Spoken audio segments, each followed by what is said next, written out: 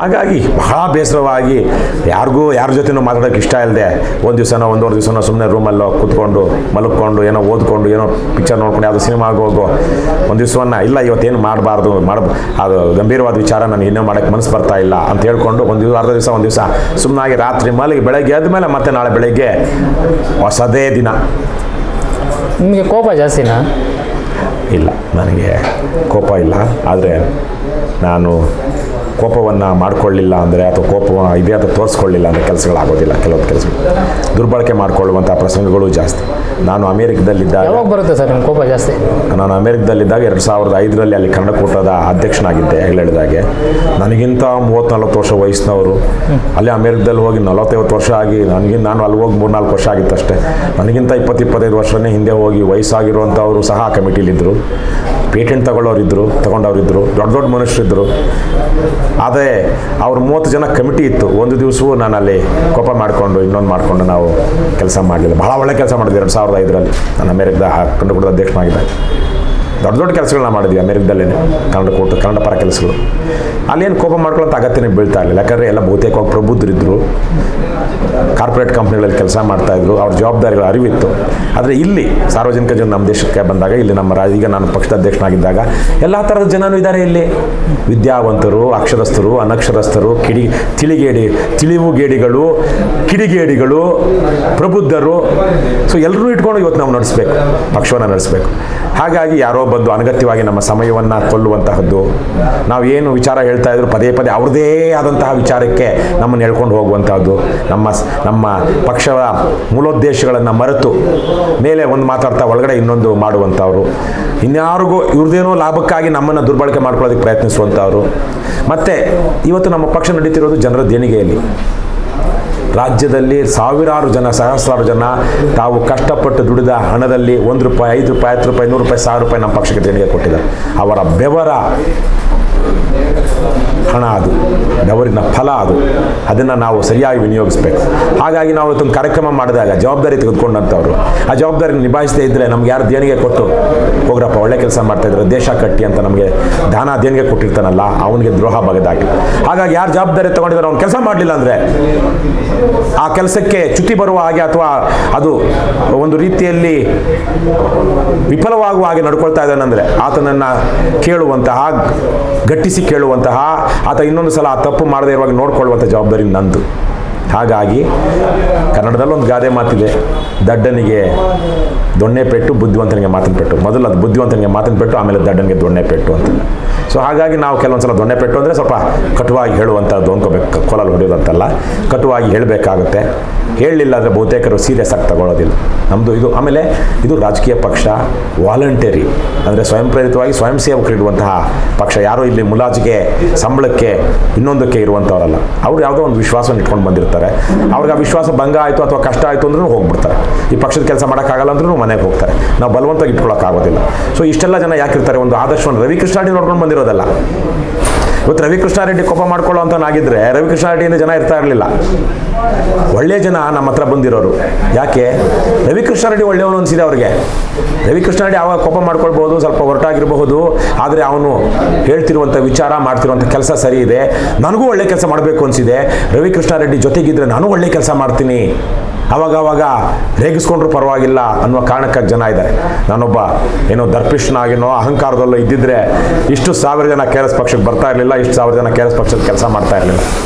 ನಾವೇನು ಅವ್ರಿಗೆ ಹಣ ಕೊಟ್ಟಿದ್ದೀವ, ಬಿರಿಯಾನಿ ತಿನ್ನಿಸಿದ್ದೀವ, ಕುಕ್ಕರ್ ಕೊಟ್ಟಿದ್ದೀವ, ಲಿಕ್ಕರ್ ಕೊಟ್ಟಿದ್ದೀವ? ನಮ್ಮ ಗುಲಾಮರ ಅವರು. ಸ್ವತಂತ್ರ ಜನ ಯಾಕೆ KRS ಪಕ್ಷದಲ್ಲಿದ್ದಾರೆ ಅಂದರೆ ರವಿಕೃಷ್ಣಾರೆಡ್ಡಿನೂ ಸೇರಿದಂತೆ ಇಲ್ಲಿ ಒಂದಷ್ಟು ಜನ ಒಳ್ಳೆ ಜನ ಇದ್ದಾರೆ ಮತ್ತು ಅವರು ಒಳ್ಳೆ ಕೆಲಸ ಮಾಡ್ತಾ ಇದ್ದಾರೆ.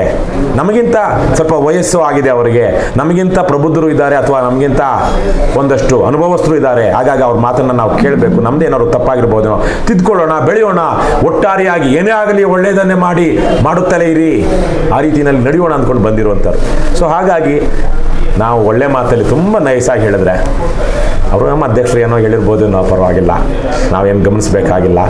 ಅಧ್ಯಕ್ಷರು ಸ್ವಲ್ಪ ಸೀರಿಯಸ್ ಆಗಿ ಯಾಕಪ್ಪ ಹಿಂಗೆ ಮಾಡಿದ್ದೀರಾ ಅಂದಾಗ, ಓ ಅಪ್ಪ ನಮ್ಮ ಅಧ್ಯಕ್ಷರು ಸರಿಗಿಲ್ಲ ಕಣಯ್ಯ, ಇನ್ನೊಂದ್ಸಲ ನಾನು ಹಿಂಗೆ ಮಾಡಬಾರ್ದು, ಯಾಕೋ ನಾನು ಮಾಡಿದ್ದು ನಿಜಕ್ಕೂ ತಪ್ಪಿರಬೇಕು, ಹೌದಲ್ವಾ, ಓ ತಪ್ಪಿರ್ಬೇಕು, ನಾನು ಸರಿ ಮಾಡ್ಕೋಬೇಕು ಅಂದ್ಕೊಳ್ತಾರೆ.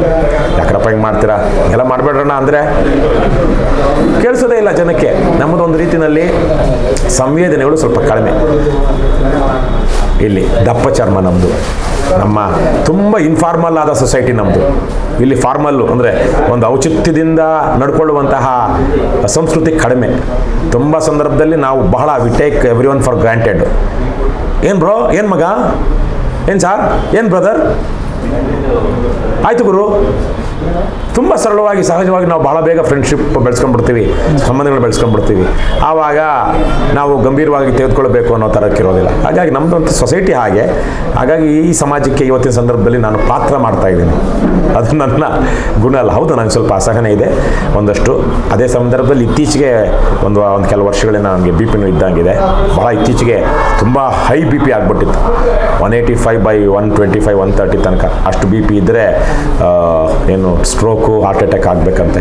ನನಗೆ ಗೊತ್ತೇ ಇರಲಿಲ್ಲ. 2-3 ತಿಂಗಳು ಅಂಥದ್ರಲ್ಲಿ ಏನೋ ನನ್ನ ಅದೃಷ್ಟ ಆಗಿಲ್ಲ. ಇಷ್ಟೊತ್ತಿಗೆ ಆಗಬೇಕಾಗಿತ್ತು, ಯಾಕಾಗಿಲ್ಲ ಅಂತ ವೈದ್ಯರು ಹೇಳ್ತಾ ಇದ್ರು. ಹಾಗಾಗಿ ಅದೂ ನನ್ನ ಕೆಲಸದ ಮೇಲೆ ಪರಿಣಾಮ ಬೀರಿರುತ್ತೆ. ಅಂದರೆ ತಕ್ಷಣಕ್ಕೆ ಅಸಹನೆ ಬರುವಂಥದ್ದು, ಕೋಪ ಮಾಡ್ಕೊಳ್ಳುವಂಥದ್ದು. ಆದರೆ ಆ ದೇಹದ ಕಾರಣವನ್ನು ನಾನು ಮನಸ್ಸಿನ ಕಾರಣ ಅಂತೇಳಿ ಆರೋಪಿಸೋದಕ್ಕೆ ಹೋಗೋದಿಲ್ಲ. ಬಹುತೇಕ ಸಂದರ್ಭಗಳಲ್ಲಿ ನನ್ನ ಕೋಪ ಆ ಕ್ಷಣಕ್ಕೆ ಗಟ್ಟಿಯಾಗಿ ಹೇಳಬೇಕಾದವ್ರಿಗೆ ಹೇಳಲೇಬೇಕಾಗಿರೋ ಕಾರಣಕ್ಕಾಗಿ ಬರುವಂಥದ್ದು.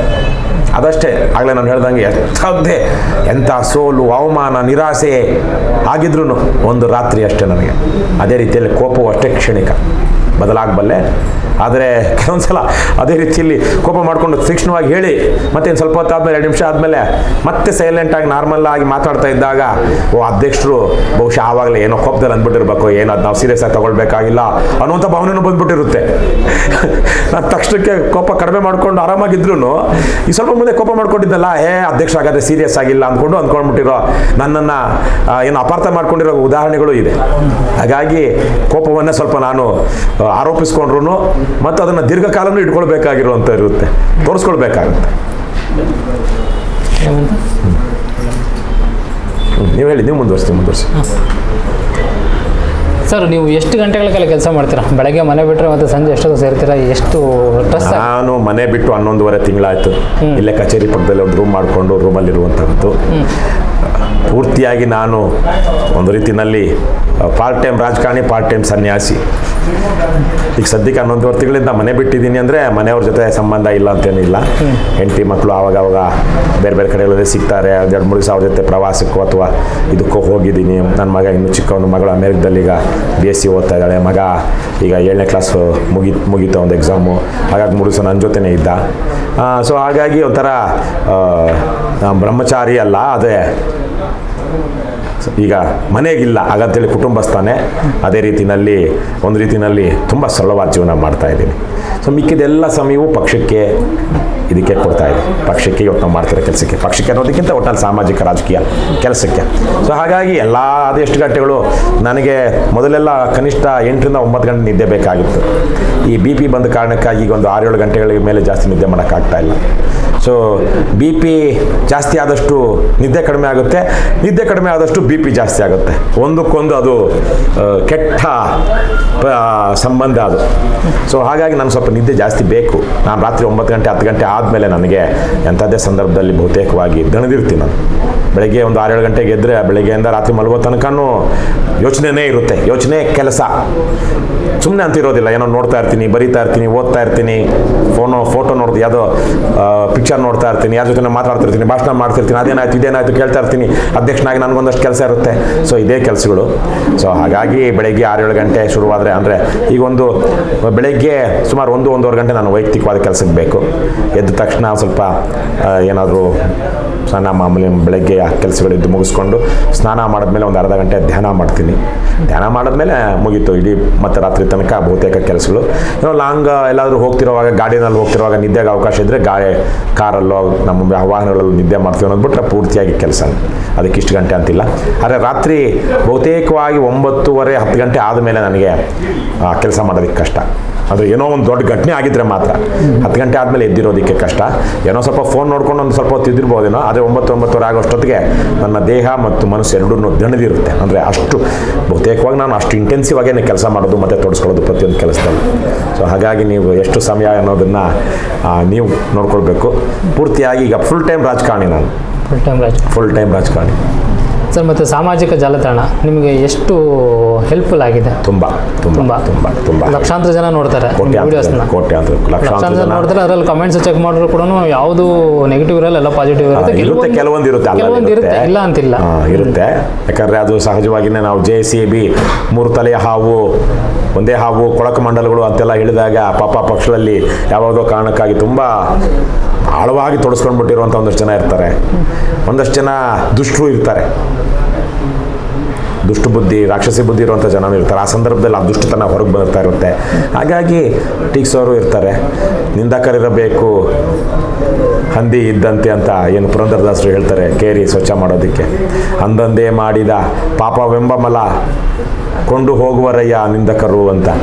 ಆದರೆ ಕಡಿಮೆ, ನೀವು ಹೇಳಿದಾಗೆ ಒಟ್ಟಾರೆಯಾಗಿ ನಮ್ಮ ರಾಜ್ಯದ ರಾಜಕಾರಣಿಗಳಲ್ಲಿ ಅತ್ಯಂತ ಕಡಿಮೆ ಟ್ರೋಲ್ಗೊಳಗಾಗಿರುವಂತಹ, ಅತ್ಯಂತ ಕಡಿಮೆ ಜನರಿಂದ ಏನು ಬಯಸ್ಕೊಂಡಿರುವಂಥ ರಾಜಕಾರಣಿ ಅಂದರೆ ನಾನೇ. ಸೊ ಹಾಗಾಗಿ ಅದೊಂದು. ಆಮೇಲೆ ನಾನು ಕೆಲವೊಂದು ಕೆಟ್ಟ ಪದಗಳನ್ನ ಬಳಸ್ತಾ ಇದ್ದೀನಿ ಇತ್ತೀಚೆಗೆ. ಲುಚ್ಚ, ಲಫಂಗ, ಲಂಪಟ ಅಂತ. ನನಗಿವೆಲ್ಲ ಬಹಳ ಕಷ್ಟದ ಪದಗಳು. ನಾನು ಖಾಸಗಿ ಆಗಿದ್ದಾಗ ಕೆಲವೊಂದು ಅಶ್ಲೀಲ, ಅಸಭ್ಯ ಅಂತ ಏನು ಹೇಳ್ತಿರೋ ಹಳ್ಳಿಯಿಂದ ಬಂದವನು, ಅವೆಲ್ಲ ನೋಡಿ ಮಾಡಿ ಬಳಸಿ ಅನುಭವ ಇರುವಂಥವ್ನು. ಖಾಸಗಿ ಆಗಿದ್ದಾಗ ಕೆಲವೊಂದು ಅಶ್ಲೀಲ ಅಂತ ಏನು ಹೇಳ್ತಾರೆ ಅಂಥ ಪದಗಳು ಬಳಸ್ಬಿಡ್ತೀನಿ. ಆದರೆ ಅಮ್ಮನ್ನು ಅನ್ನೋ ಬೇರೆ ಥರದ ಆ ಥರದ ಪದಗಳಲ್ಲ ಕೆಲವೊಂದು ಇದನ್ನು. ಆದರೆ ಸಾರ್ವಜನಿಕವಾಗಿ ಇಲ್ಲಿ ತನಕ ನಾನು ಯಾವುದೇ ಕೆಟ್ಟ ಪದಗಳನ್ನು ಬಳಸಿಲ್ಲ. ನನ್ನ ಬರವಣಿಗೆ ಅಂತಲೂ ನನ್ನ ಮಾತಿಗಿಂತ ಬರವಣಿಗೆ ತುಂಬ ಪ್ರಬುದ್ಧವಾಗಿರುತ್ತೆ. ಯಾಕಂದರೆ ಅದನ್ನು ಒಂದೊಂದು ಪದವನ್ನು ನಾನು ತೂಗಿ ಅಳೆದು ಬರಿತೀನಿ. ಯಾಕಂದರೆ ಅದು ದಾಖಲೆಯಾಗಿ ಉಳಿಯುತ್ತೆ ಅಂತ, ಜವಾಬ್ದಾರಿಯಿಂದ ನಾವು ಮಾತಾಡಬೇಕು ಅಂತ. ಆದರೆ ಇವತ್ತು ಎಷ್ಟು ಕೆಟ್ಟದಾಗಿದೆ ವ್ಯವಸ್ಥೆ ಅಂದರೆ, ಇವತ್ತು ನಾವು ಒಳ್ಳೆಯ ಸಭ್ಯ ಮಾತುಗಳಲ್ಲಿ ಟೀಕೆ ಮಾಡಿದ್ರೆ ಅದು ಜನಕ್ಕೆ ಆಗಲೇ ನಾನು ಹೇಳಿದ ಕೋಪ ಮಾಡ್ಕೊಳ್ಳದೆ ನಾವು ಹೇಳದೇ ಇದ್ದರೆ ಸೀರಿಯಸ್ ಆಗಿ ತಗೊಳ್ಳಲ್ಲ ಅನ್ನೋ ರೀತಿಯಲ್ಲಿ. ಹಾಗಾದರೆ ಇವತ್ತು ರಾಜಕಾರಣಿಗಳು ಭ್ರಷ್ಟರು ಹಾಗೇ ಇದ್ದಾರೆ. ಎಲ್ಲವನ್ನು ಮೂರು ಬಿಟ್ಟವನು ಊರಿಗೆ ದೊಡ್ಡವನು ಅಂತ. ಹಾಗಾಗಿ ಜಾಲತಾಣಗಳಲ್ಲಿ ಅಷ್ಟೆಲ್ಲ ನಾನು ಸ್ವಲ್ಪ ಮಾತಿನಲ್ಲಿ ಇತ್ತೀಚೆಗೆ ಒಂದಷ್ಟು ಕಟುವಾದ ಶಬ್ದಗಳನ್ನ ಬಳಸ್ತಾ ಇದ್ದೀನಿ. ಈ ದುಷ್ಟರು, ಲುಚ್ಚಾಗಳು ರಾಜಕಾರಣದಿಂದ ತೊಲಗಲಿ. ಅವ್ರು ತೊಲಗಬೇಕು ಅಂದರೆ ಅವ್ರು ಹೋಗಲ್ಲ, ಜನ ತೊಲಗಿಸ್ಬೇಕು. ಹಾಗಾಗಿ ಜನಕ್ಕೆ ಎಂತಹ ಸಮಾಜಘಾತಕ ಶಕ್ತಿಗಳು ಇವರು ಅಂತ ಗೊತ್ತಾಗಬೇಕು ಇವತ್ತಿರುವಂಥ ನಮ್ಮ ರಾಜಕಾರಣಿಗಳು. ಹಾಗಾಗಿ ಜನಕ್ಕೆ ಅದು ಗೊತ್ತಾಗಲಿ ಅನ್ನುವ ಕಾರಣಕ್ಕಾಗಿ ಕೆಲವೊಂದು ತುಂಬ ಕಟುವಾದ ಪದಗಳನ್ನ ಬಳಸ್ತಾ ಇದ್ದೀನಿ. ಆ ಪದಗಳನ್ನು ಬಳಸಿದಾಗ ನನ್ನ ಸಾಕಷ್ಟು ಶಕ್ತಿ ವ್ಯಯ ಆಗುತ್ತೆ. ನೆಮ್ಮದಿ ಒಂದಷ್ಟು ನನಗೆ ಅಂತರ್ಯದಲ್ಲಿ ನಾನು ಏನು ಬಸವಣ್ಣ ಹೇಳಿದಾಗೆ ಕಳಬೇಡ, ಕೊಳಬೇಡ, ಉಸಿಯ ನುಡಿಯಲು ಬೇಡ, ಮುನಿಯಬೇಡ, ಅನ್ಯರಿಗೆ ಅಸಹ್ಯ ಪಡಬೇಡ, ತನ್ನ ಬಣ್ಣಿಸಬೇಡ, ಇದಿರ ಅಳಿಯಲು ಬೇಡ. ಇದೇ ಅಂತರಂಗ ಶುದ್ಧಿ, ಇದೇ ಬಹಿರಂಗ ಶುದ್ಧಿ, ಇದೇ ನಮ್ಮ ಕೂಡಲ ಸಂಗಮ ದೇವನ ಒಲಿಸುವ ಪರಿ ಅಂತ ಏನು ಬಸವಣ್ಣ ಹೇಳ್ತಾರೆ. ಆ ರೀತಿಯಲ್ಲಿ ನಡಿಬೇಕು ಅಂತ ಕೊಳ್ತಾ ಬಂದವನು. ಹಾಗಾಗಿ ಇದಿರ ಅಳಿಯಲು ಬೇಡ ಅಂದಾಗ ನನಗೆ ನನ್ನ ಯಾರು ಬೈತಾ ಇದ್ದಾಗ ಅವ್ರನ್ನ ತುಚ್ಛವಾಗಿ ಅವ್ರ ಬಗ್ಗೆ ಮಾತನಾಡ್ತಾ ಇರೋವಾಗ ನನಗೆ ಬಹಳ ನೋವಾಗುತ್ತೆ. ಅದೇ ರೀತಿಯಲ್ಲಿ ಗಾಂಧಿ ಎಂಥ ದೊಡ್ಡ ಮಹಾತ್ಮ. ಹಾಗಾಗಿ ಗಾಂಧಿ ಮಾರ್ಗದಲ್ಲಿ ನಾನು ನಡಿಬೇಕು ಅಂದಾಗ ಇನ್ನೊಬ್ಬರಿಗೆ ಹಿಂಸೆ ಆಗುವಂತಹ ಕರ್ಣಕಠೋರ ಅನಿಸುವಂಥ ಪದಗಳನ್ನು ಬಳಸಬಾರ್ದು ಅಂತ. ಆದರೆ ನನ್ನ ಪಾತ್ರ, ನಾನು ಬಸವಣ್ಣನೂ ಅಲ್ಲ, ಗಾಂಧಿನೂ ಅಲ್ಲ. ಇವತ್ತು ನಾನು ರವಿ ಕೃಷ್ಣಾರೆಡ್ಡಿ. ಅವರ ಕಾಲವೇ ಬೇರೆ. ಹಿಂದಿನ ಋಷಿಗಳು ಮಾನವರೇ ನಮ್ಮಂತೆ. ಕುವೆಂಪು ಅವರು ಹೇಳ್ತಾರೆ, ಹಿಂದಿನ ಋಷಿಗಳು ಮಾನವರೇ ನಮ್ಮಂತೆ. ಅವರ ಶಾಸ್ತ್ರ ಅವರ ಕಾಲಕ್ಕೆ ಮಾತ್ರ. ಕಾಲಕ್ಕೆ ತಕ್ಕಂತೆ, ದೇಶಕ್ಕೆ ತಕ್ಕಂತೆ ನಮ್ಮ ಹೃದಯವೇ ನಮಗೆ ಶ್ರೀಧರ್ಮ ಸೂತ್ರ ಅಂತ ಕುವೆಂಪು ಅವರು ಹೇಳೋದು. ಹಾಗಾಗಿ ಇವತ್ತು ನಾನು ಇವತ್ತಿನ ಸಂದರ್ಭದಲ್ಲಿ ನಾನು ರವಿ ಕೃಷ್ಣಾರೆಡ್ಡಿ, ಇವತ್ತು ಈ ಸಂದರ್ಭ ಇದೆ. ನಾನು ಹಾಗಾಗಿ ಕೆಲವೊಂದು ಅದನ್ನು ಮಾತಾಡಬೇಕಾಗುತ್ತೆ. ಸಾಮಾಜಿಕ ಜಾಲತಾಣಗಳಿಂದ ನಾವಿವತ್ತು ಲಕ್ಷಾಂತರ ಜನರಿಗೆ, ಕೋಟ್ಯಾಂತರ ಜನರಿಗೆ ತಲುಪಿದ್ದೀವಿ. ಮಾಧ್ಯಮಗಳು ಕೊಡಬೇಕಾದಷ್ಟು, ವಿಶೇಷವಾಗಿ ಮುದ್ರಣ ಮಾಧ್ಯಮ ಮತ್ತು TV ಚಾನಲ್ಗಳು ಕೊಡಬೇಕಾದಷ್ಟು ಪ್ರಚಾರವನ್ನು ಕೊಡಬೇಕಾದಲ್ಲಿ 10% ಕೊಟ್ಟಿಲ್ಲ. ಬಹುತೇಕವಾಗಿ ಅವರು ಯಾವ್ಯಾವುದೋ ರಾಜಕೀಯ ಪಕ್ಷಗಳ ಗುಲಾಮರಾಗ್ಬಿಟ್ಟಿದ್ದಾರೆ. ಅಲ್ಲಿ ಯಾವನೊಬ್ಬ ಹಲ್ಕ ಬಂದು 10 ಲಕ್ಷ ಕೊಡ್ತೀನಿ, ಅರ್ಧ ಗಂಟೆ ಪ್ರೋಗ್ರಾಮ್, ಇವರೇ ಹೋಗಿ ಕೇಳ್ತಾರೆ, ಅರ್ಧ ಗಂಟೆ ಕೊಡ್ತೀವಿ ನಮಗೆ 10 ಲಕ್ಷ ಕೊಡಿ ಅಂತ. ಹಲ್ಕಾಗಳನ್ನೆಲ್ಲ ಕೂಡಿಸ್ಕೊಂಡು ಬಂದು ಅವನೇನೋ ಭಾಳ ಮಿಂಚಿನ ಸಂಚಾರ ಮಾಡಿದಂತೆ, ಇನ್ನೇನೋ ದೊಡ್ಡ ಸಮಾಜ ಸೇವಕನಂತೆ, ಸಮಾಜ ದ್ರೋಹಿ ಅವನು, ಸಮಾಜಘಾತಕ ಶಕ್ತಿ ಅಂಥವನ್ನೆಲ್ಲ ಅಧಿಕೃತವಾಗಿ ಕೂಡಿಸ್ಕೊಂಡು ಸಮಾಜಕ್ಕೆ ಪರಿಚಯಿಸ್ತಾರೆ. ಸೊ ಹಾಗಾಗಿ ಅವ್ರು ನಮ್ಮಂಥವ್ರನ್ನ ಪರಿಚಯಿಸಿದ್ರೆ ಅವ್ರಿಗೆ ಕಷ್ಟ ಆಗುತ್ತೆ ಅವರ ವ್ಯವಹಾರಕ್ಕೆ. ಸೊ ಹಾಗಾಗಿನೇ ಇವತ್ತು ಮಾಧ್ಯಮ ನಮಗೆ ಎರಡು ಮಾಧ್ಯಮಗಳು ಮಾಡದೇ ಇರೋ ಜನತಾ ಮಾಧ್ಯಮ ಏನಿದೆ, ಸಾಮಾಜಿಕ ಮಾಧ್ಯಮ ಮತ್ತು ಜನತಾ ಮಾಧ್ಯಮ ಬಹಳ ಚೆನ್ನಾಗಿ ಬಂದಿದೆ. ನಾವು ಅದೇ ಕಾರಣದಿಂದಾಗಿಯೇ ಒಂದು ಮಾಧ್ಯಮ, ಈ ತರಹದ ಒಂದು ಮಾಧ್ಯಮವನ್ನು ನಾವು ಬಳಸ್ತಾ ಇರೋ ಕಾರಣಕ್ಕಾಗಿಯೇ ನಾವು ರಾಜಿ ಇಲ್ಲದೆ ರಾಜಕಾರಣ ಮಾಡೋದಕ್ಕೆ ಸಾಧ್ಯ ಆಗಿದೆ. ರಾಜಿ ಮಾಡಬೇಕು ಅನ್ನೋಂಗಿದ್ರೆ ನಾವು ಮಾಧ್ಯಮದವ್ರ ಜೊತೆ ಇನ್ನೊಬ್ಬರ ಜೊತೆ ನಾವೂ ಸುಳ್ಳು, ತಟವಟ, ಡೀಲ್ಗಳು ಏನೇನೋ ಬೇಕಾಗಿಲ್ಲ. ನಾವು ಇವತ್ತು ರಾಜಕಾರಣ, ಒಳ್ಳೆಯ ರಾಜಕಾರಣ ಮಾಡಬೇಕು ಅಂತಿರೋದಕ್ಕೆ ನಮಗೆ ಸಾಮಾಜಿಕ ಮಾಧ್ಯಮಗಳು ತುಂಬ ಸಹಾಯ ಮಾಡಿದೆ. ಸರ್, ಒಂದು ಸಾಲಲ್ಲಿ ಹೇಳೋದಾದರೆ ಕರ್ನಾಟಕಕ್ಕೆ ಪ್ರಾದೇಶಿಕ ಪಕ್ಷದ ಅವಶ್ಯಕತೆ ಎಷ್ಟಿದೆ ಸರ್? ಪೂರ್ತಿ ಇದೆ. ಇವತ್ತು ಹಿಂದಿ ಹೇರಿಕೆಯಿಂದ ಹಿಡ್ಕೊಂಡು ಕರ್ನಾಟಕದಲ್ಲಿ ರಾಜಕಾರಣ ಹೇಗಿರಬೇಕು ಅನ್ನೋದನ್ನು ನಿರ್ದೇಶಿಸ್ತಾ ಇರುವಂತಹದ್ದು ಬಿ ಜೆ ಪಿ ಇಲ್ಲಿ ಯಾವುದೇ ತತ್ವ ಸಿದ್ಧಾಂತಗಳನ್ನ ಇಟ್ಕೊಂಡಿಲ್ಲ. ಆಪರೇಷನ್ ಮಲ ಮಾಡ್ತು, ಕಮಲ ಅಲ್ಲ ಅದು ಮಲ. ಅದೇ ರೀತಿಯಲ್ಲಿ ಕಾಂಗ್ರೆಸ್ ಇವತ್ತು ಮಹಾತ್ಮ ಗಾಂಧೀಜಿ ಅಂತವರು, ಜವಾಹರ್ಲಾಲ್ ನೆಹರು ಅಂತವರು ಕಾಂಗ್ರೆಸ್ ಪಕ್ಷದ ಅಧ್ಯಕ್ಷರಾಗಿದ್ದರು, ವಲ್ಲಭಭಾಯಿ ಪಟೇಲ್ ಅಂತವರು. ಇವತ್ತು ಕರ್ನಾಟಕ ರಾಜ್ಯ ಕಾಂಗ್ರೆಸ್ನ ಅಧ್ಯಕ್ಷ ಯಾರು? ಜೈಲಿಗೆ ಹೋಗಿ ಬಂದಂತಹ ವ್ಯಕ್ತಿ, ಭ್ರಷ್ಟಾಚಾರದ ಹಣದ ಅವ್ಯವಹಾರಗಳಲ್ಲಿ ಜೈಲಿಗೆ ಹೋಗಿ ಅಂದರೆ ಬಂಧಿತನಾಗಿದ್ದಂಥ ವ್ಯಕ್ತಿ. ಇನ್ನು JDS ಪರಮ ಅವಕಾಶವಾದಿ ಪಕ್ಷ, ಅದು ಪ್ರಾದೇಶಿಕ ಪಕ್ಷ ಅಲ್ಲ. ಅದಕ್ಕೆ ರಾಷ್ಟ್ರೀಯ ಅಧ್ಯಕ್ಷರಿದ್ದಾರೆ, ಒಬ್ಬರು ರಾಜ್ಯಾಧ್ಯಕ್ಷರು ಇದ್ದಾರೆ. ರಾಜ್ಯಾಧ್ಯಕ್ಷರೇ ಇದ್ದಿದ್ರೆ ನಾನೊಬ್ಬ ರಾಜ್ಯಾಧ್ಯಕ್ಷ, ನಮಗಿಲ್ಲ, ಅದು ನಮ್ಮ ಪ್ರಾದೇಶಿಕ ಪಕ್ಷ. ಆದರೆ JDS ಹಂಗಲ್ವಲ್ಲ. ಇವರು ಮೂವರು ರಾಜ್ಯದ ರಾಜಕಾರಣವನ್ನು ಹಾಳು ಮಾಡಿದ್ದಾರೆ. ಅಂದರೆ ಸಾಮಾಜಿಕ ಜೀವನವನ್ನು ಹಾಳು ಮಾಡಿದಂಥವ್ರು, ಸಮಾಜದಲ್ಲಿ ಮೌಲ್ಯಗಳನ್ನು ಕಳೆದಂಥವ್ರು. ಹಾಗಾಗಿ ಇವರು ಮೂವರು ತೊಲಗಬೇಕು. ಮತ್ತು ಕರ್ನಾಟಕ ಅಂದಾಗ ಇಡೀ ದೇಶ ಇದು ರಾಜ್ಯಗಳ ಒಕ್ಕೂಟ. ರಾಜ್ಯಗಳು ರೂಪುಗೊಂಡಿರುವುದು ಸ್ಥಳೀಯ ಸಂಸ್ಕೃತಿ ಮತ್ತು ಭಾಷೆಯ ಆಧಾರದ ಮೇಲೆ. ತಮಿಳುನಾಡು ತಮಿಳು ಭಾಷಿಕರು, ಕೇರಳ ಮಲಯಾಳಂ ಭಾಷಿಕರು, ಕರ್ನಾಟಕ ಕನ್ನಡ ಭಾಷಿಕರು, ಆಂಧ್ರ ತೆಲುಗು ಭಾಷಿಕರು, ಹೀಗೆ ಗುಜರಾತಿ ಭಾಷಿಕರು, ಹೀಗೆ ನಮ್ಮ ದೇಶದಲ್ಲಿ ಭಾಷಾವಾರು ಪ್ರಾಂತ್ಯಗಳ ವಿಂಗಡಣೆಯಾಗಿ ರಾಜ್ಯಗಳು ರೂಪುಗೊಂಡಿರೋದು. ರಾಜ್ಯಗಳಿಗೆ ಅವರದೇ ಆದಂಥ ಅಸ್ಮಿತೆ ಮತ್ತು ಸಂಸ್ಕೃತಿ, ಪರಂಪರೆ ಇರುತ್ತೆ. ಇವತ್ತು ಆ ಪರಂಪರೆಗೆ ಅಪಾಯ ಆಗ್ತಾಯಿದೆ. ಭಾಷೆಯು ಉಳಿಗಾಲ ಉಳಿಯುತ್ತೆ ಅಂತ ಹೇಳೋದಕ್ಕಾಗ್ತಾ ಇಲ್ಲ. ಅದೇ ರೀತಿಯಲ್ಲಿ ನಮ್ಮ ಪರಂಪರೆಯಲ್ಲಿರುವಂಥ ಮೌಲ್ಯಗಳು, ಸ್ಥಳೀಯ ಆಹಾರ ಪದ್ಧತಿ ಇಲ್ಲ, ಸ್ಥಳೀಯ ಬೆಳೆಗಳಿಲ್ಲ ಇವತ್ತು. ಅದರಿಂದನೇ ಹಲವಾರು ತರಹದ ಕಾಯಿಲೆಗಳು, ರೋಗಗಳು. ಅದರ ಜೊತೆಗೆ ಸ್ಥಳೀಯ ಸಂಸ್ಕೃತಿ ಇಲ್ಲ ಅಂದಾಗ ನಾವು ಬೇರೆಯವ್ರನ್ನೇ ಕಾಪಿ ಮಾಡಿಕೊಂಡು ಅವರ ಜೊತೆಗೆ ನಾವು 2ನೇ ದರ್ಜೆ ನಾಗರಿಕರು. ಯಾಕಂದರೆ ಅವರು ನಮಗಿಂತ ಉತ್ತಮವಾಗಿ ಅದನ್ನು ಮಾಡ್ತಿರ್ತಾರಲ್ವ. ಈಗ ಇಂಗ್ಲೀಷಲ್ಲೇ ಹುಟ್ಟು ಬೆಳೆದಿರೋ ನಮ್ಮ ಭಾಷೆ ನಾವು ಭಾಳ ಕಷ್ಟಪಡಬೇಕು, ಆ ಮಟ್ಟಕ್ಕೆ ಹೋಗ್ಬೇಕು. ಯಾಕೆ ಕಷ್ಟಪಡಬೇಕು? ನೀವು ಎಷ್ಟು ಸಹಜವಾಗಿ ಕನ್ನಡ ಮಾತಾಡ್ತಾ ಇದ್ದೀವಿ, ಯಾಕೆ ಇಷ್ಟು ಸಹಜವಾಗಿ ಎಲ್ಲರೂ ಇಂಗ್ಲೀಷಲ್ಲಿ ಮಾತಾಡೋಕ್ಕಾಗಲ್ಲ? ಇಂಗ್ಲೀಷನ್ನು ಸಹಜವಾಗಿ ಮಾತಾಡ್ತಾರೆ. ಇಂಗ್ಲೀಷ್ ಭಾಷಿಕರಲ್ಲದವರು ಇಂಗ್ಲೀಷನ್ನು ಸಹಜವಾಗಿ ಮಾತಾಡೋದಕ್ಕೆ ಭಾಳ ಕಷ್ಟಪಡಬೇಕು. ಕನ್ನಡ ನಾವು ಮಾತೃಭಾಷೆಯನ್ನು ಕಲ್ತಂಥವ್ರು ಭಾಳ ಸಹಜವಾಗಿ ಮಾತಾಡ್ತೀವಲ್ವಾ. ಅದ್ರ ಮೂಲಕ ನಾವು ನಮ್ಮ ವ್ಯವಹಾರಗಳನ್ನ ಮಾಡಿದ್ರೆ ಎಷ್ಟೋ ಒತ್ತಡ ಕಡಿಮೆ ಆಗಲ್ವಾ? ಯಾಕೆ ಒತ್ತಡವನ್ನು ಅನುಭವಿಸಿ ನಾವು ಜೀವನ ಮಾಡಬೇಕು? ಹಾಗಾಗಿ ಇವೆಲ್ಲದರ ಕಾರಣದಿಂದಾಗಿ ಇವತ್ತು ರಾಜ್ಯದಲ್ಲಿ ಪ್ರಾದೇಶಿಕ ಪಕ್ಷ ಬೇಕು. ಪ್ರಾದೇಶಿಕ ಅಸಮಾನತೆಗಳನ್ನ ತೊಲಗಿಸೋದಕ್ಕೆ, ನಮ್ಮ ರಾಜ್ಯದ ಹಿತಾಸಕ್ತಿಯನ್ನು ಕಾಪಾಡಿಕೊಳ್ಳೋದಕ್ಕೆ ಕರ್ನಾಟಕದಲ್ಲಿ ಕನ್ನಡಿಗರಿಗೆ ಪ್ರಾಥಮಿಕ ಆದ್ಯತೆ ಉದ್ಯೋಗದಲ್ಲಿ, ಶಿಕ್ಷಣದಲ್ಲಿ, ಎಲ್ಲದರಲ್ಲೂ ಇರಬೇಕು. ಕರ್ನಾಟಕದಲ್ಲಿ ಏನು ಬೇಕು, ಏನಾಗಬೇಕು ಅನ್ನುವಂಥದ್ದನ್ನು ಕನ್ನಡಿಗರು ತಮ್ಮ ಪರಂಪರೆಯ ಅನುಭವದಲ್ಲಿ ತಿಳ್ಕೊಂಡು ಇಲ್ಲಿ ರೂಢಿಸ್ಕೊಳ್ಬೇಕು. ತುಂಗಭದ್ರಾ ನದಿಯಿಂದ ಉತ್ತರಕ್ಕೆ ಯಾಕೆ ರಾಗಿ ಬೆಳೆ ಆಗೋದಿಲ್ಲ? ತುಂಗಭದ್ರಾ ನದಿಯಿಂದ ದಕ್ಷಿಣಕ್ಕೆ ಬಹುತೇಕವಾಗಿ ಯಾಕೆ ಜೋಳ ಆಗೋದಿಲ್ಲ? ಜೋಳ ಸ್ವಲ್ಪ ಆಗುತ್ತೆ, ಆದರೆ ಉತ್ತರಕ್ಕೆ ರಾಗಿ ಯಾಕೆ ಆಗೋದಿಲ್ಲ? ಯಾಕಂದರೆ ರಾಗಿಗೆ ಬೇಕಾದಷ್ಟು ಮಳೆ ಉತ್ತರ ಕರ್ನಾಟಕದ ಭಾಗದಲ್ಲಿ ಬೀಳೋದಿಲ್ಲ. ಅಲ್ಲಿ ನೀರಾವರಿ ಮಾಡಿಕೊಂಡ್ರೆ ಆಗುತ್ತೆ. ಆದರೆ ಮಳೆಯಾಶ್ರಿತ ಏನಿದೆ ಬೆಳೆಗಳು, ಜಮೀನುಗಳು, ಅಲ್ಲಿ ಉತ್ತರ ಕರ್ನಾಟಕದಲ್ಲಿ ರಾಗಿ ಆಗೋದಿಲ್ಲ. ಯಾಕಂದರೆ ಮಳೆ ಸಾಕಾಗೋದಿಲ್ಲ, ಕಪ್ಪು ನೆಲ. ಆದರೆ ದಕ್ಷಿಣ ಕರ್ನಾಟಕದಲ್ಲಿ ಆಗುತ್ತೆ. ಅದೇ ರೀತಿಯಲ್ಲಿ ನಮ್ಮ ಆಹಾರ ಪದ್ಧತಿ ಬಂದಿರೋದಲ್ವಾ. ದಕ್ಷಿಣ ಕರ್ನಾಟಕದಲ್ಲಿ ನಾವು ಮುದ್ದೆ ತಿಂತೀವಿ, ಅದೇ ಯಾಕೆ ಉತ್ತರ ಕರ್ನಾಟಕದಲ್ಲಿ ತಿನ್ನಲ್ಲ? ಯಾಕಂದ್ರೆ ರಾಗಿ ಬೆಳೀತಾ ಇರಲಿಲ್ಲ. ಹೀಗೆ ಪ್ರದೇಶಗಳಿಗೆ ಅವುಗಳೇ ಆದಂತಹ ಪ್ರಾದೇಶಿಕತೆಯ ಕಾರಣಕ್ಕಾಗಿ, ಭೌಗೋಳಿಕತೆಯ ಕಾರಣಕ್ಕಾಗಿ ಒಂದು ಸಂಸ್ಕೃತಿ ರೂಪುಗೊಂಡಿರುತ್ತೆ, ಒಂದು ಜೀವನ ರೂಪುಗೊಂಡಿರುತ್ತೆ.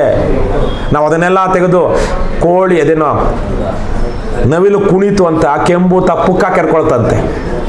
ಎಲ್ಲೋ ಪಿಜ್ಜಾ ತಿಂತಾರೆ ಅಂತ ನಾವು ಪಿಜ್ಜಾ ತಿಂತಾ ಇದ್ರೆ ಪ್ರತಿ ದಿವಸ ತಿಂದರೆ ನಾನು ಪಿಜ್ಜಾ ಎಲ್ಲಿಂದ ಬಂದಿದ್ದು, ಇಟಲಿಗೆ ಹೋಗಿದ್ದೆ, ರೋಮ್ಗೆ ಹೋಗಿದ್ದೆ. ಅಲ್ಲಿ ಪಿಜ್ಜಾ, ನಾನು ಅಮೇರಿಕದಲ್ಲಿ ಪಿಜ್ಜಾ ತಿಂದ್ಕೊಂಡು ಇಟಲಿಗೆ ಹೋದರೆ ಎಲ್ಲಿ ಸೂಪರ್ ಆಗಿರುತ್ತೆ ಪಿಜ್ಜಾ ಅಂದ್ಕೊಂಡು ಹೋಗ್ತೀನಿ. ತಿನ್ ಕ್ರಸ್ಟು, ಬ್ರೆಡ್ಡು ಅಷ್ಟೇ ತುಂಬ ತೆಳುವಾದದ್ದು ಬ್ರೆಡ್ಡು, ಅದ್ರ ಮೇಲೆ ಇರುವಂತಹ ಟಾಪಿಂಗ್ಸು ಅಷ್ಟೇ, ಚೀಸು ಅಷ್ಟೇ ತುಂಬ ತೆಳುವಾದದ್ದು. ಆದರೆ ಅಮೇರಿಕದಲ್ಲಿ ಕ್ರಸ್ಟು ಸ್ವಲ್ಪ ತೆಳುವಾಗಿದ್ರು ದಪ್ಪ ಇದ್ರೂ ಅದು ಟಾಪಿಂಗ್ಸು ಏನು 4-6 ಥರದ್ದು ಟಾಪಿಂಗ್ಸು, ಅದ್ರ ಮೇಲೆ ಚೀಸು, ಗಟ್ಟಿ ಚೀಸು, ಅದು ಅಮೇರಿಕಾ. ಅವ್ರು ಇಟಲಿಲಿ ಇರೋದು ಹೇಗೆ, ಇಲ್ಲಿರೋದು ಹೇಗೆ, ಅವ್ರು ದಿವಸ ತಿಂತಾರದ ಅಷ್ಟು ಚೀಸು ಅಷ್ಟು ತಿಂದರೆ ನಾವು ಬದುಕಲ್ಲ. ಹಾಗಾಗಿ ನಮ್ಮ ದೇಹ, ಪ್ರಕೃತಿ ಇವೆಲ್ಲವನ್ನು ನಾವು ಗಮನಿಸಬೇಕು. ಹಾಗಾಗಿ ಪ್ರಾದೇಶಿಕತೆ ಅಷ್ಟೇ ಅಲ್ಲ. ಇವತ್ತು ಕನ್ನಡ ಹೋದ್ಮೇಲೆ ನಮಗೆ ಕುವೆಂಪು ಇಲ್ಲ, ಕನ್ನಡ ಹೋದರೆ ಬಸವಣ್ಣ ಇಲ್ಲ, ಕನ್ನಡ ಹೋದ್ಮೇಲೆ ನಮ್ಮ ಪೂರ್ವಿಕರಿಲ್ಲ.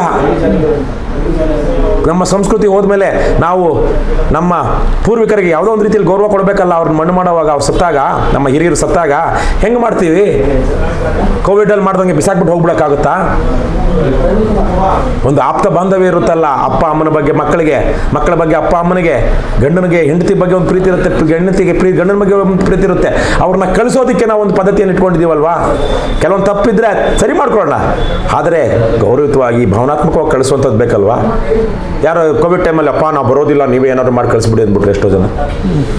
ಇದು ಸಂಸ್ಕೃತಿನ ಅಲ್ಲ. ಹಾಗಾಗಿ ಇವೆಲ್ಲ ನಾವೇನೋ ನಮ್ಮ ಪೂರ್ವಿಕರು ನಮಗೆ ದಾಟಿಸಿದ್ದಾರೆ. ನಾನು ಮೊನ್ನೆ ಹೇಳ್ತಾ ಇದ್ದೆ, ನಮ್ಮ ಪೂರ್ವಿಕರ ಒಟ್ಟಂಶವೇ ನಾವು, ಒಳ್ಳೆಯದು ಕೆಟ್ಟದ್ದು. ಹಾಗಾಗಿ ಪ್ರಾದೇಶಿಕತೆ ಅಂತ ಬಂದಾಗ ಕರ್ನಾಟಕಕ್ಕೆ ತನ್ನದೇ ಆದಂಥ ಒಂದು ವಿಶಿಷ್ಟತೆ ಇದೆ, ತಮಿಳುನಾಡಿಗೆ ಅದರದೇ ಆದಂಥ ವಿಶಿಷ್ಟತೆ ಇದೆ. ಎಲ್ಲಿಂದನೋ ತಂದು ಅವ್ರ ಮೇಲೆ ಹೇರುವಂಥದ್ದು ಏನಾಗುತ್ತೆ, ಅದು ಮುಂದಿನ ದಿನಗಳಲ್ಲಿ ಫ್ರಿಕ್ಷನ್ಗೆ ಕಾರಣ ಆಗುತ್ತೆ. ಘರ್ಷಣೆ ಆದಾಗ ಅಶಾಂತಿ, ಅದು ಪ್ರೋಗ್ರೆಸ್ ಅಲ್ಲ. ಹಾಗಾಗಿ ಅನಗತ್ಯವಾದ ಘರ್ಷಣೆಗಳಾಗಬಾರ್ದು. ವೈಚಾರಿಕ ಸಂಘರ್ಷಗಳಿರಲಿ, ಆದರೆ ಮೇಲೂ ಕೀಳಿನ ಸಂಘರ್ಷ ಬಂದಾಗ, ನಾವು ಕೀಳಾಗ್ತೀವಿ ಅಂದಾಗ ನಮ್ಮ ಅಸ್ಮಿತೆಯನ್ನು ನಾವು ಹಿಡ್ಕೊಳ್ಬೇಕಾಗುತ್ತೆ, ನಮ್ಮ ಸ್ಥಾನವನ್ನು ನಾವು ತೋರಿಸ್ಬೇಕಾಗುತ್ತೆ. ಹಾಗಾಗಿ ಪ್ರಾದೇಶಿಕ ಪಕ್ಷ ಅತ್ಯಗತ್ಯವಾಗಿದೆ. ಇವತ್ತು JCB ಅಂತ ಏನು ಹೇಳ್ತೀವಿ, JDS, ಕಾಂಗ್ರೆಸ್, BJP, ಅವರಿಗೆ ಪ್ರಾದೇಶಿಕ ಹಿತಾಸಕ್ತಿ ಬೇಕಾಗಿಲ್ಲ. ಇವತ್ತು ನಮ್ಮ ಬಹುತೇಕ ರಾಜಕಾರಣಿಗಳು ಅವರಿಗೆ ಏನೋ ಮಕ್ಕಳು ಓದಿಸೋದಕ್ಕೆ ಅಮೆರಿಕಕ್ಕೆ ದುಡ್ಡಿದೆ ಅಂತೇಳಿ ಅಮೆರಿಕಕ್ಕೋ ಇಂಗ್ಲೆಂಡ್ಗೋ ಕಳಿಸಿದ್ರೆ ಅದು ಬೇರೆ ಪ್ರಶ್ನೆ. ಆದರೆ ಅವರ ಆಸ್ತಿ ಪಾಸ್ತಿಗಳೆಲ್ಲ ಬೇರೆ ಬೇರೆ ದೇಶಗಳಲ್ಲೇ ಇದೆಯೇ? ಮಸಾಜ್ ಮಾಡಿಸ್ಕೊಳ್ಳೋದಕ್ಕೆ ಎಷ್ಟು ಜನ ಇವತ್ತು ರಾಜಕಾರಣಿಗಳು ಥೈಲ್ಯಾಂಡ್ಗೆ ಹೋಗೋದಿಲ್ಲ, ಶಾಪಿಂಗಿಗೆ ದುಬೈಗೆ ಹೋಗೋದಿಲ್ಲ, ಮಾತಿದ್ದರೆ ಸಣ್ಣ ಪುಟ್ಟದಕ್ಕೆಲ್ಲ ಸಿಂಗಾಪುರ್ಗೆ ಹೋಗಿ ಬರ್ತಾರೆ ಮಜಾ ಮಾಡೋದಕ್ಕೆ ಅಲ್ವಾ? ಅವ್ರಿಗೇನಾಗಬೇಕಾಗಿದೆ? ಅವ್ರಿಗಿಲ್ಲಿ ದುಡ್ಡು ಬೇಕಾಗಿದೆ ಅಷ್ಟೇ. ಜನರನ್ನ ಕಿತ್ತು ತಿಂದು ಅವರು ಮಜಾ ಮಾಡಬೇಕಾಗಿದೆ. ಹಾಗಾಗಿ ಆ ಪಕ್ಷಗಳು, JCB ಪಕ್ಷಗಳಿಗೆ ಸಮಾಜದ ಬಗ್ಗೆ ಕಾಳಜಿ ಇಲ್ಲ. ಒಟ್ಟಾರೆಯಾಗಿ ಒಟ್ಟು ಸಮಾಜದ ಪರಿಕಲ್ಪನೆಗಳೇನು, ಸಮಾಜ ರೂಪುಗೊಂಡಿರೋದು ಹೇಗೆ, ಸಮಾಜದ ವಿವಿಧ ಅಂಗಗಳೇನಿದೆ, ವಿವಿಧ ಆಯಾಮಗಳೇನಿದೆ, ನಾವು ರಾಜಕಾರಣಿಯಾಗಿ ಹೇಗೆ ನಡ್ಕೊಳ್ಬೇಕು, ಯಾವ ಕಲ್ಪನೆಗಳಿಲ್ಲ. ದಂಧೆ, ಕೆಟ್ಟ ದಂಧೆ, ಅವ್ಯವಹಾರ ಮಾಡಬೇಕು, ಭ್ರಷ್ಟಾಚಾರ ಮಾಡಬೇಕು, ಸದಾಚಾರ ಅಲ್ಲ. ಬಸವಣ್ಣ ಏನು ಹೇಳಿದ್ದು? ಸತ್ಯ, ಸಹಜ, ಸದ್ಭಾವ, ಸದ್ವರ್ತನೆ ಇದ್ದೊಡೆ ಸದ್ಭಕ್ತ. ಅಂತಹ ಸದ್ಭಕ್ತರಾಗಬೇಕು ನಮ್ಮ ನಾಯಕರು, ರಾಜಕಾರಣಿಗಳು. ಆದರೆ ಇವರಿಗೆ ಸತ್ಯ ಇದೆಯಾ, ಸಹಜತೆ ಇದೆಯಾ, ಸದ್ಭಾವ ಇದೆಯಾ, ಸದ್ವರ್ತನೆ ಇದೆಯಾ? ಯಾವೂ ಇಲ್ವಲ್ಲ. ಸುಳ್ಳು, ಅಸಹಜವಾಗಿ ಬದುಕೋದು, ಕೂಡಿದು. ನಾನು ನಿನ್ನೆ ತಾನೇ 3 ದಿವಸದಿಂದ ಹೊಳೆನರಸೀಪುರದಲ್ಲಿ ಒಂದು ರೀಲ್ ಮಾಡಿದ್ರು. ಸುಮಾರು 15 ಲಕ್ಷ ಜನಕ್ಕೆ ಮೇಲೆ ನೋಡಿದ್ದಾರೆ ಇವತ್ತಿಗೆ, as of today, within 2 days. ಒಂದೇ ವಿಚಾರ ಹೇಳಿದ್ದು, 18, 19, 20 ವರ್ಷ ವಯಸ್ಸಿನ ಗಂಡು ಮಕ್ಕಳಿರುವ ಅಪ್ಪ ಅಮ್ಮಂದಿರೇ ಹುಷಾರ್. ಇದು ತೀರ್ಥ ದೀಕ್ಷೆಯ ಕಾಲ ಇದು. ಯಾಕೆಂದರೆ ರಾಜಕಾರಣಿಗಳು ಎಲೆಕ್ಷನ್ ಟೈಮಲ್ಲಿ ಇಂಥ ಹುಡುಗರನ್ನ 18, 19, 20 ವರ್ಷ ವಯಸ್ಸಿನ ಹುಡುಗರನ್ನ ಹುಡುಕಿ ಕರ್ಕೊಂಡೋಗಿ ಅವ್ರ ಪುಂಡ್ರು ಪೋಕ್ರು ಚೇಲಗಳು ಅವ್ರಿಗೆ ತೀರ್ಥ ದೀಕ್ಷೆ ಕೊಟ್ಟು ಎಲೆಕ್ಷನ್ ತನಕ ಕೂಡಿಸಿ ತಿನ್ನಿಸಿ ಜೊತೆಗೆ ಇಟ್ಕೊಂಡು ಅವ್ರನ್ನ ಹಾಳು ಮಾಡಿ ದುರಭ್ಯಾಸ ಕಳಿಸ್ತಾರೆ. ಅವ್ರ ಎಲೆಕ್ಷನ್ ಮುಗೀತು ಅಂದರೆ ಅವ್ರು ಬಂದು ಓದಿಯೋದು ನಿಮ್ಮನ್ನೇ, ದುಡ್ಡು ಕೊಡಿ ಅಂತೇಳಿ. ಅಷ್ಟು ಲಕ್ಷ ಜನ ಅದನ್ನು ನೋಡಿದ್ರು ನಿಜ ಅಂತ ಒಪ್ಕೊಳ್ತಾ ಇದ್ದಾರೆ ರಾಜಕಾರಣಿಗಳು. ಅಂಥವ್ರು ತಾನೇ ಇವತ್ತು ಅವ್ರಿಗೆ ಮದ್ಯ ನಿಷೇಧ ಮಾಡಬೇಕು. ಬೆಂಗಳೂರಲ್ಲಿ ಓಪನ್ ಆಗಿ ಡ್ರಗ್ಸ್ ಸಿಗ್ತಾ ಇದೆ ಅಂತ ಹೇಳ್ತಾ ಇದ್ದಾರೆ. ನಮ್ಮ ಆ ಪೊಲೀಸ್ ಆಫೀಸರ್ಗಳು ಡ್ರಗ್ಸ್ ಮಾರೋರ ಹತ್ರ ಡೀಲ್ ಮಾಡಿಕೊಂಡು ಬಿಟ್ಕೊಟ್ಟಿದ್ದಾರೆ. ಬಹುಶಃ ಗೃಹ ಸಚಿವರಿಗೂ ಮಾಮೂಲು ಹೋಗುತ್ತೇನೋ ಅದರಲ್ಲಿ, ಇಂಥವ್ರನ್ನ ಹಿಡಿಬಾರ್ದು, ಇಂಥ ವ್ಯವಹಾರಗಳು ನಾವು ಅಡ್ಡ ಆಗಬಾರ್ದು ಅಂತ. ಯಾರೇನಾದ್ರೇನು? ಅದೇ ಕಾರಣದಿಂದಾಗಿನೇ ಅಲ್ವಾ ನಮ್ಮ ಎಷ್ಟೋ ರಾಜಕಾರಣಿಗಳ ಮಕ್ಕಳು ಡ್ರಗ್ಸ್ ತಗೊಂಡು ಕುಡಿದು ಮಾಡಬಾರ್ದು ಕೆಲಸ ಮಾಡಿ ರಾತ್ರಿ 12 ಗಂಟೆ, 1 ಗಂಟೆಯಲ್ಲಿ, 3 ಗಂಟೆಯಲ್ಲಿ ಅಮ್ಮ ತಾಯಿ ಅಂತೇಳಿ ಅನ್ನಕ್ಕೆ ಬಾಗಿಲು ತಟ್ಟಿ ಕೇಸ್ಗಳೆಲ್ಲ ಆಗಿ